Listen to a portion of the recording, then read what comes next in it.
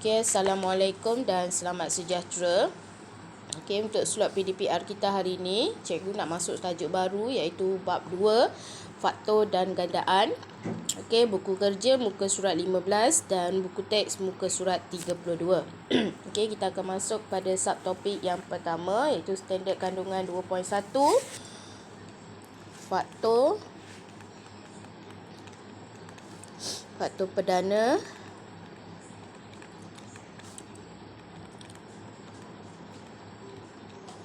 dan faktor sepunya.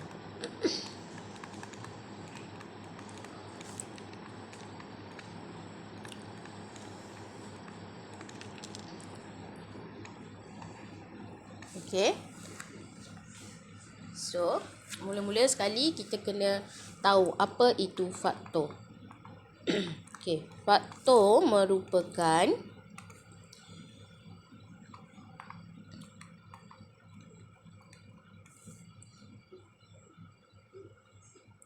faktor satu nombor bulat yang diberikan. Faktor bagi suatu nombor bulat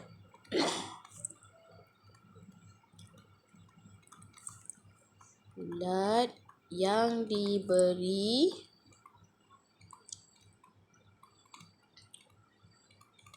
adalah nombor yang boleh dibahagi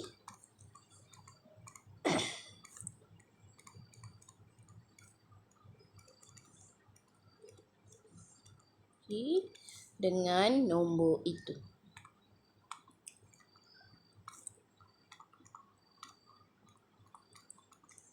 Okey. Contoh 1. Senaraikan semua faktor bagi setiap nombor yang berikut.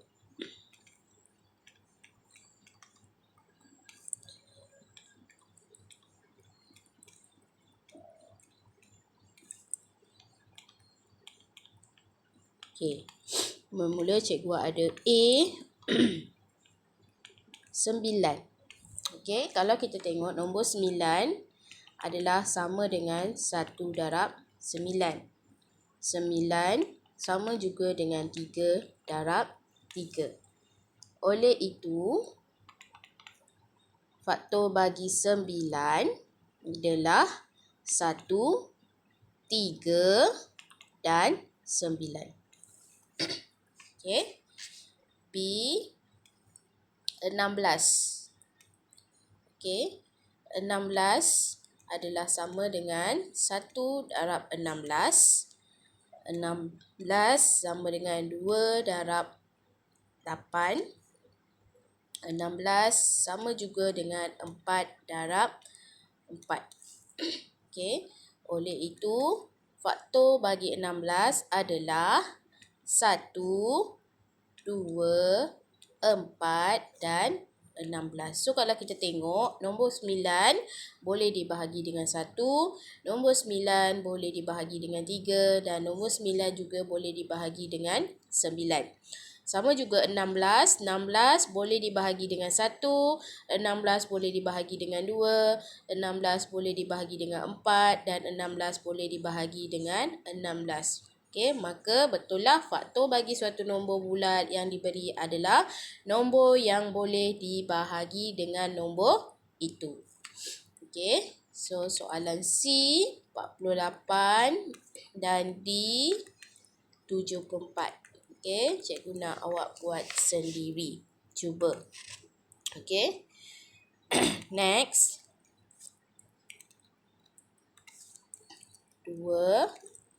Nyatakan sama ada pernyataan berikut adalah benar atau palsu. Okey. Okey. Cikgu ada soalan A. 2 ialah faktor bagi 214. Okey, so kita nak tahu pernyataan ni adakah dia benar atau palsu. Kita cuba bahagikan. 214 bahagi 2 sama dengan 107. So tadi kita tahu maksud faktor adalah suatu nombor bulat yang boleh dibahagi dengan nombor itu. So 214 boleh dibahagi dengan 2. Maka pernyataan ini adalah benar. 2 adalah faktor bagi 214. Okey, B. Kalau cikgu ada 4 ialah faktor bagi 344. Okey, so kalau 4 ni adalah faktor bagi 344, bermaksud 344 boleh dibahagikan dengan 4. So kalau tekan kalkulator, awak dapat jawapan dia 86. Maka pernyataan ini juga adalah benar. Okey, cikgu nak awak cuba nombor C ialah 5 ialah faktor bagi 263. Cek sama ada pernyataan ini benar atau tidak. Dan juga D, 9 ialah faktor bagi 3989. Okey, cek sama ada betul atau tidak. 5 ialah faktor bagi 263 dan 9 ialah faktor bagi 3989.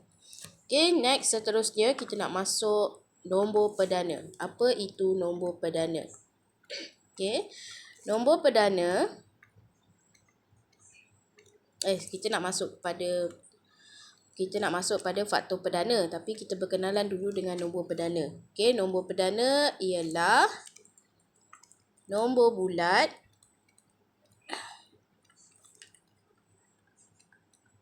yang hanya boleh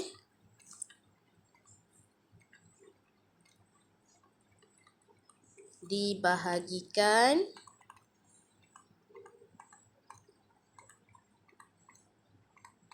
dengan dirinya sendiri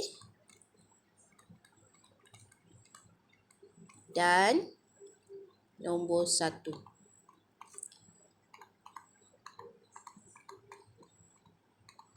Kecuali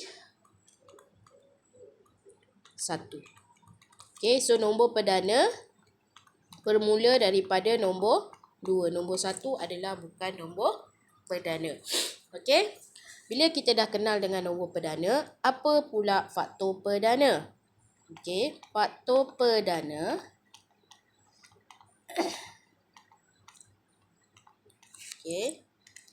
bagi satu nombor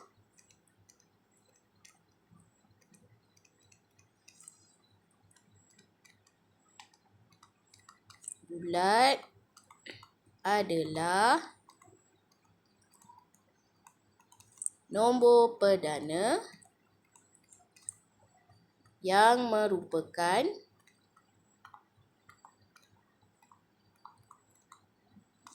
faktor kepada nombor tersebut.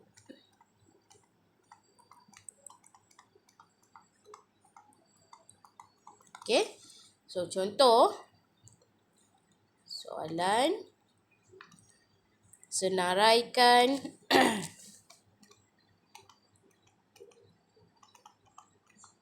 semua faktor perdana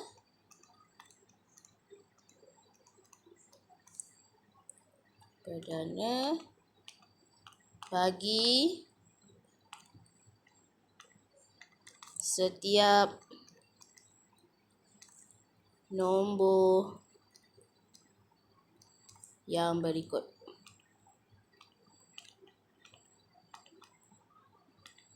Okay. So cikgu ada A 32. Okay. So kita cari nombor yang boleh dibahagikan dengan nombor 2. So faktor. Okay. Nombor yang boleh bahagi dengan 32. 1, 2, 4, 8. 4 dan 8, 32. So 8, 16 darab 2 dan 32 darab 1. So kita ada faktor 1, 2, 4, 8, 16 dan 32. So bila kita tengok semua faktor-faktor ni boleh dibahagikan secara tepat dengan 32. So 32 bahagi 1, 32 bahagi 2, 32 boleh bahagi 4, 32 boleh bahagi 8, 32 boleh bahagi 16 dan 32 boleh bahagi dengan 32. So daripada faktor-faktor senarai faktor ni yang mana adalah nombor perdana? So tadi kita tahu nombor perdana ialah nombor bulat yang hanya boleh dibahagi dengan dirinya sendiri dan nombor 1 kecuali nombor 1. So nombor 1 bukan lagi nombor perdana. So faktor perdana dekat sini adalah 2. Okey, kita tak ambil 4 sebab 4 boleh dibahagikan dengan 2. Okey, nombor perdana hanya boleh dibahagikan dengan nombor 1 dan dirinya sendiri saja. Kalau awak tengok 2, 2 boleh dibahagikan dengan 1, awak akan dapat 2. Tapi 2 bahagi 2, 1. 2 tidak boleh dibahagikan dengan 3, 2 tidak boleh dibahagikan dengan 4. So nombor-nombor lain ni semua boleh dibahagikan dengan 2. 4 bagi 2, 8 bagi 2, 16 bagi 2, 32 bagi 2. So faktor perdana dekat sini hanyalah faktor perdana adalah 2. Okey. So satu lagi contoh cikgu bagi B 45. Okey, faktor. Okey. 45 boleh dibahagi dengan 1. Tekan kalkulator, check kalkulator. 45 boleh dibahagi dengan 1. 45 tak boleh dibahagi dengan 2. Tapi 45 boleh dibahagi dengan 3. 45 tak boleh bahagi 4. 45 boleh dibahagi dengan 5. Bahagi dengan 9. 15 dan juga 45. So, dekat sini antara banyak faktor ni 1, 3, 5, 9, 15 dan 45 yang mana adalah faktor perdana. So, faktor perdana dekat sini adalah 3 dan 5.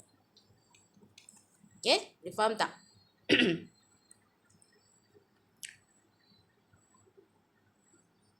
Okey, 69.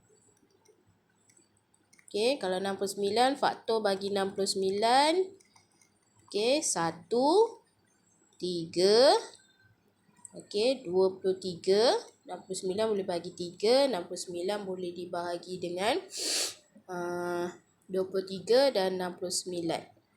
Ataupun 69. 69 bagi 69, 1 kan? Yang lain tak ada dah. So, faktor perdana dekat sini. Nombor yang boleh dibahagikan dengan 1 dan nombor yang dirinya sendiri sahaja adalah 3 dan 23. So kalau tak percaya, cuba. 23 boleh bagi 3? Tak boleh. Okey, 23 tak boleh bagi 4. So macam mana nak tahu dia boleh bahagi ke tak boleh bahagi dengan nombor tersebut? Awak tengok dia ada tak dalam sifir 4. 23 ada dalam sifir 4? Tak ada. 23 ada dalam sifir 3? Tak ada. So maksudnya dia tak boleh bahagi dengan 3, dia tak boleh bahagi dengan 2, dia tak boleh bahagi dengan 4. So bila dia dah tak boleh bahagi dengan 2 dan 3, automatik nombor tu kita dah boleh nampak jangka dia adalah nombor perdana. Minta maaf cikgu tak berapa sihat. Okay. Next. D 135. Okay. Faktor bagi 135. Tengok. 135 ada dalam sifir 1. 135 ada dalam sifir 3. 135 ada dalam sifir 5. Sifir 9. 15. 27 dan 45.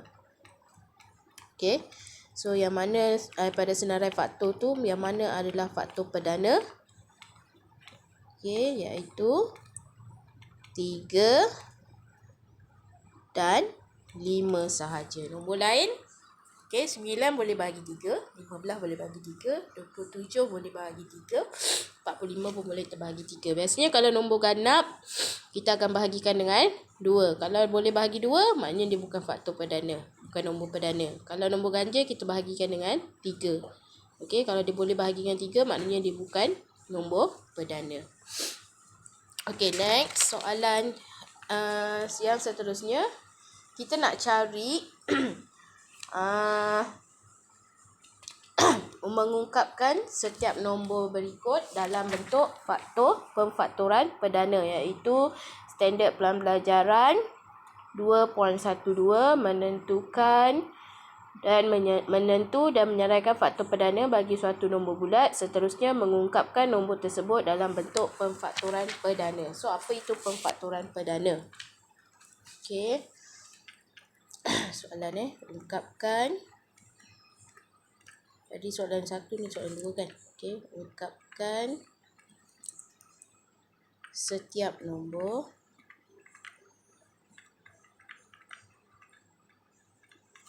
berikut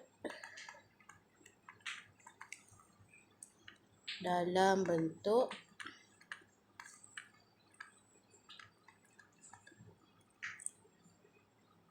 pemfaktoran perdana.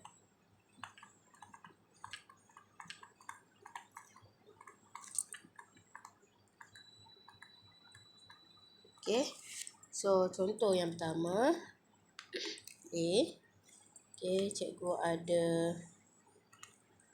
48. Macam mana kita nak buat guna kaedah pemfaktoran perdana ni? Kita bahagikan, buat pembahagian berulang. Okey, kita bahagi dengan 2, kita dapat 24. 24 bahagi 2, kita dapat 12. 24 bahagi 2, kita dapat 6. 6 bahagi 2, kita dapat 3. 3 bahagi 3 dapat 1. So, kita bahagikan secara berulang sampai kita dapat bawah ni baki dia adalah 1. Oleh itu, 48 boleh juga ditulis sebagai 2 darab 2 darab 2 darab 2 darab 3. Ni kita ambil yang ni. Ni. 2 darab 2 darab 2 darab 2 darab 3. Okey. B, cikgu ada 88. Tak nak. Yang ni senang buat sendirilah. 88. Okey, buat pembahagian berulang juga. Dan C, 150. Buat pembahagian berulang. Caranya sama macam contoh yang cikgu buat. Okey. Next. Kita nak buat pembahagian, kita nak ungkapkan suatu nombor dalam bentuk faktor perdana. Tadi kita gunakan kaedah pembahagian berulang. Sekarang ni cikgu nak guna kaedah pokok faktor.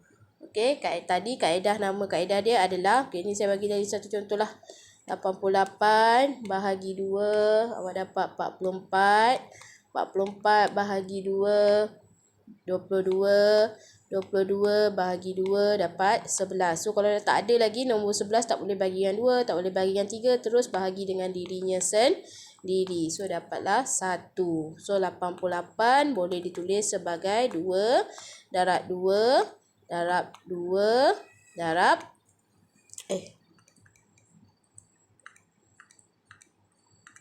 darab 2 darab 11. Okey, so yang ni buat sendiri. Okey. So, ini nama dia kaedah pembahagian berulang. Kaedah pembahagian berulang.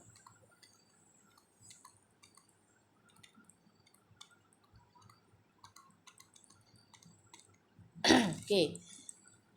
Kalau kaedah pokok, okey, cikgu ada soalan C, D. Okey, D, cikgu ada nombor 24.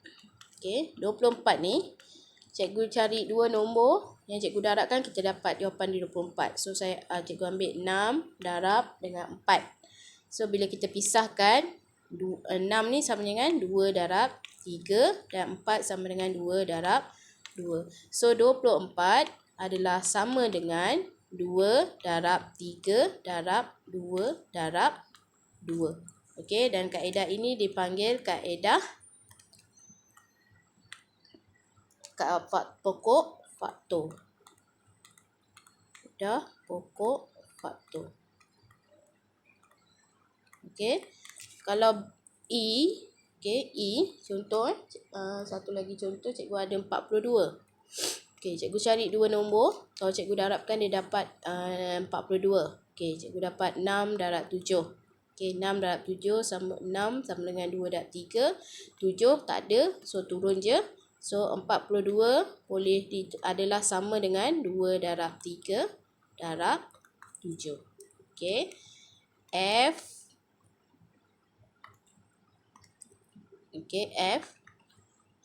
140. Saya nak awak cuba jawab gunakan kaedah pokok faktor. Okey. Yang seterusnya, cikgu nak masuk kepada faktor sepunya. Okey, apa itu faktor sepunya? Okey, faktor sepunya beberapa nombor bulat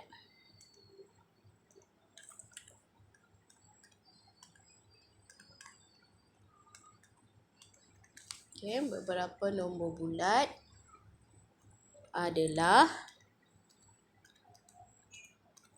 nombor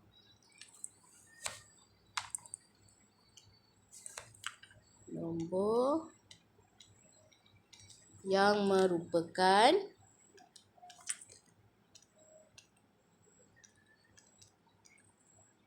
faktor setiap nombor tersebut.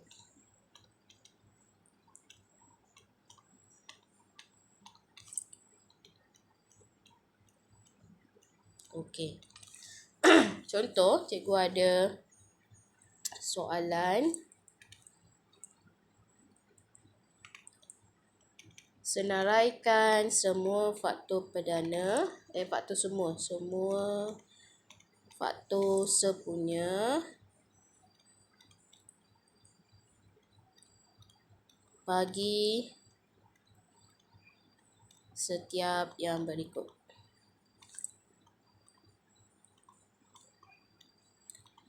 Okey. Cikgu ada nombor 9 dan 15. Okey, mula-mula cikgu akan senaraikan faktor bagi 9. Okey, 9 ada dalam sifir 1, dalam sifir 3, dalam sifir 9. Dan faktor bagi 15.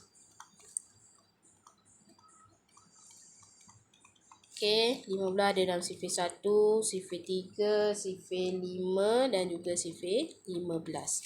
So, faktor sepunya, sekarang ni awak tengok ni adalah faktor bagi 9, 139 dan faktor bagi 15 adalah 1, 3, 5, 15. So, kita tengok 1 merupakan faktor bagi 9 dan juga 15 dan 3 adalah merupakan faktor bagi 9 dan 3. Okey, tapi 9 bukan faktor bagi 15 dan 5 bukan faktor bagi 9. So, dekat sini kita boleh buat kesimpulan faktor sepunya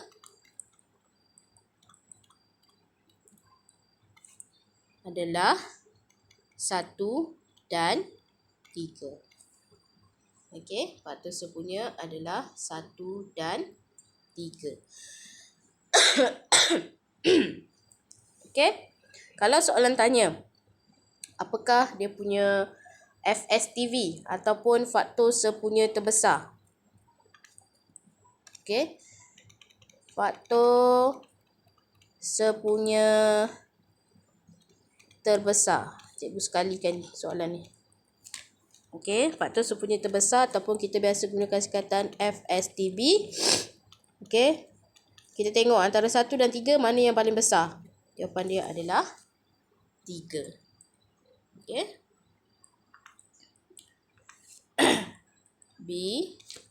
Cikgu ada 18, 24, dan 36.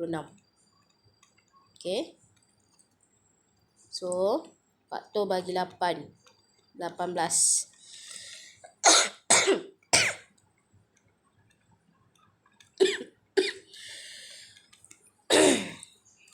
Okay, 18 ada dalam sifir 1, sifir 2, sifir 3, sifir 6, 9 dan 18. Faktor bagi 24.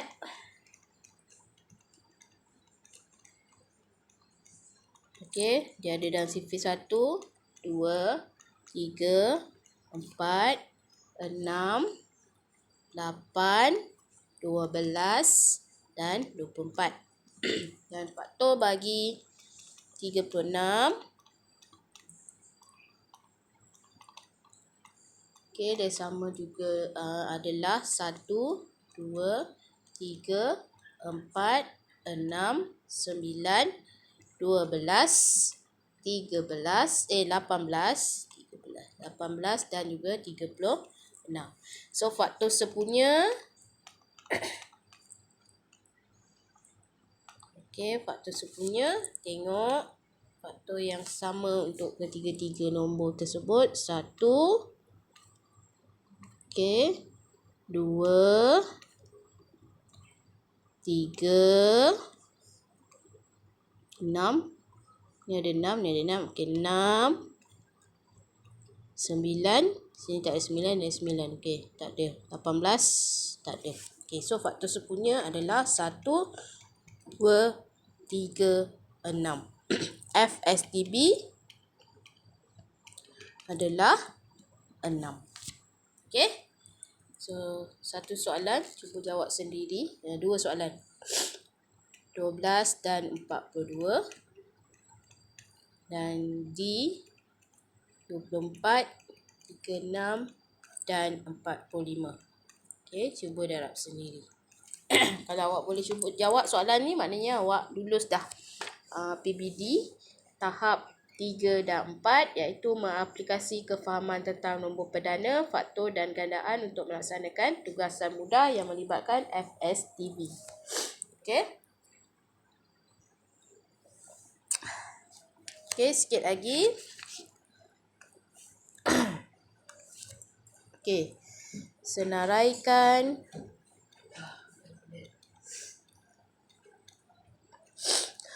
tak ingat dah nombor berapa cikgu bagi. Awak ikut je lah Senaraikan semua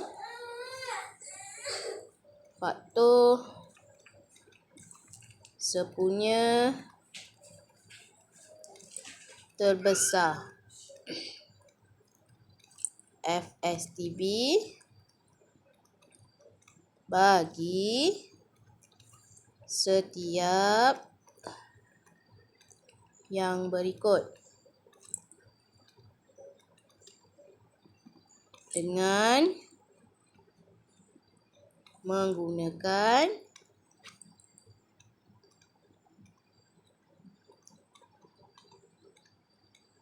kaedah pembahagian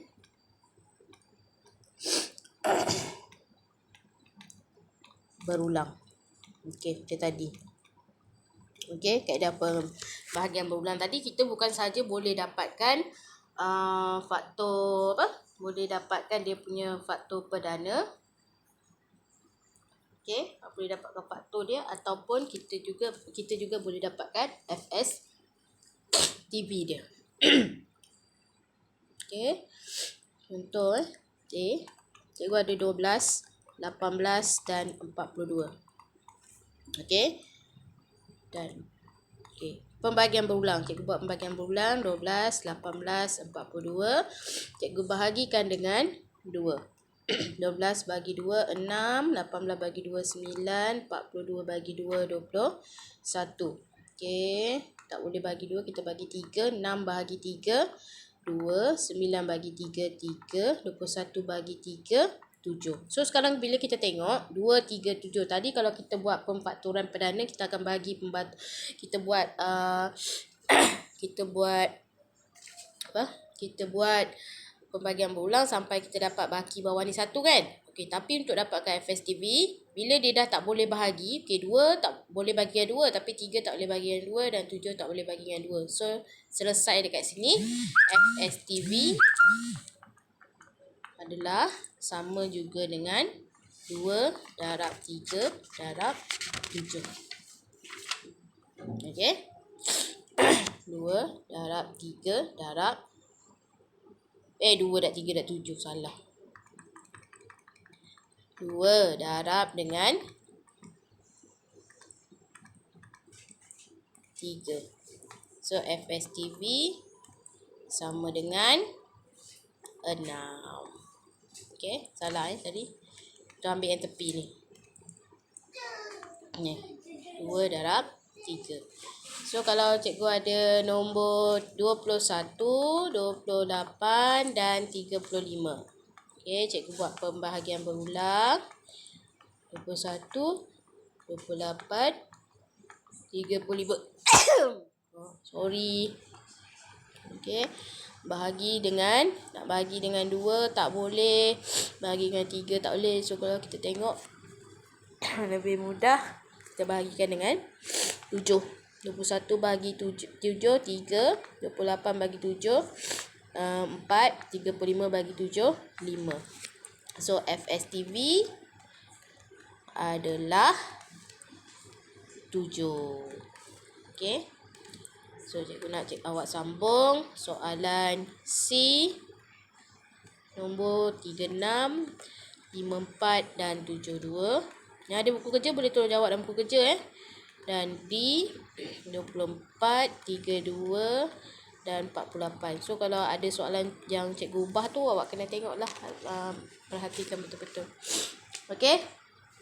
So, sikit lagi kita nak buat penyelesaian masalah yang melibatkan FSTV. Okey. So, untuk ini kalau awak boleh selesaikan soalan ni, cikgu boleh bagi awak TP 5.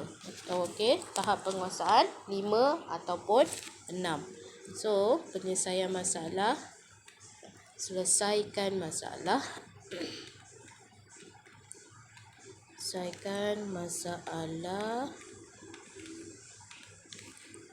yang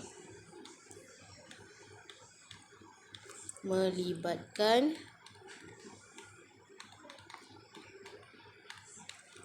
FSTB bagi setiap yang berikut.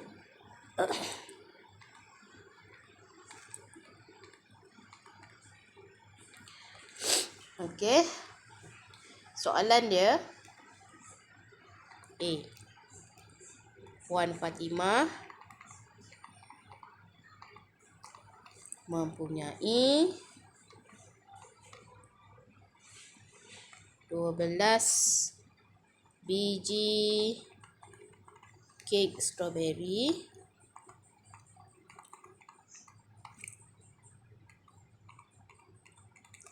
16 biji kek coklat dan 24 biji kek pandan.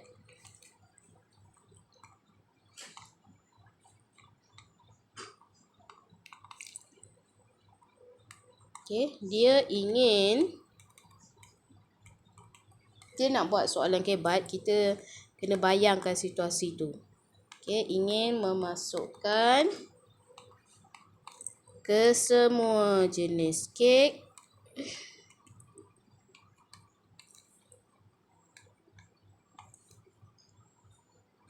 tersebut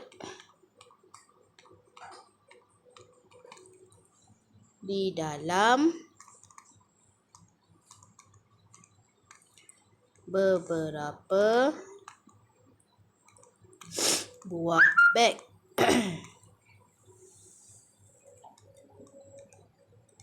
Okey. Untuk dihadiahkan kepada jirannya secara adil dan saksama.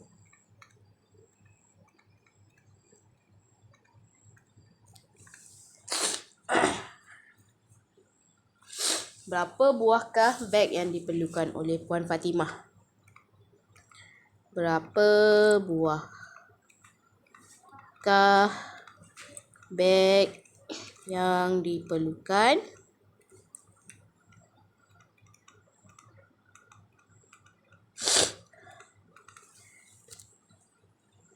dan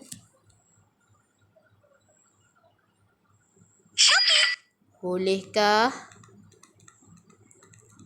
anda cadangkan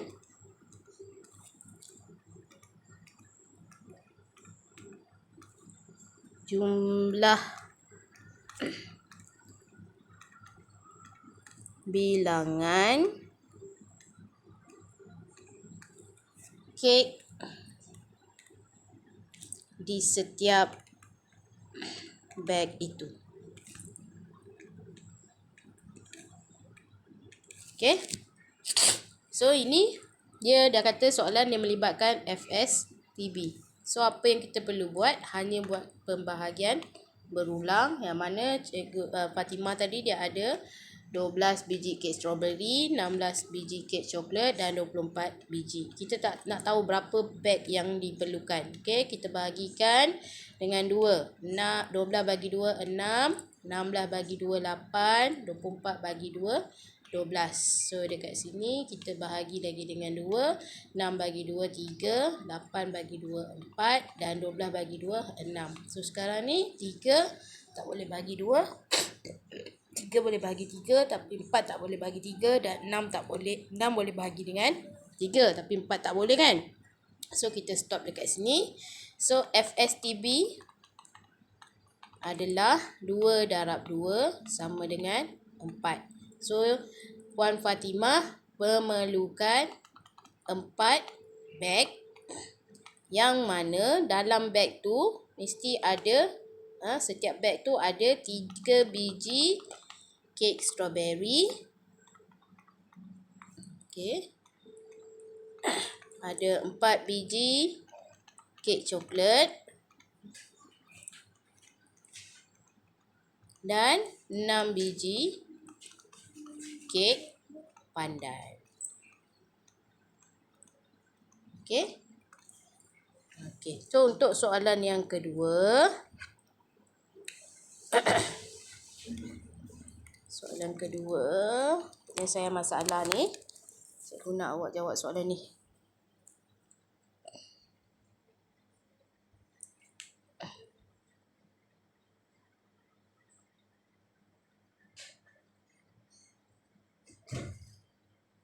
Okey. Awak jawab soalan yang cikgu dah snap tadi. Okey, jawab soalan tu. Soalan tu dalam buku kerja, muka surat 18. Okey, sebuah restoran mendemakan 540 ketul ayam goreng dan 360 cawan minuman untuk suatu majlis keramaian. Restoran itu telah menetapkan syarat bahawa setiap pengunjung restoran akan menerima bahagian makanan yang saksama. Cari bilangan pengunjung maksimum yang dapat dijemput menghadiri majlis itu. Dan yang kedua, bilangan ketul ayam yang akan diterima oleh pengunjung yang menghadiri majlis itu. Okey. So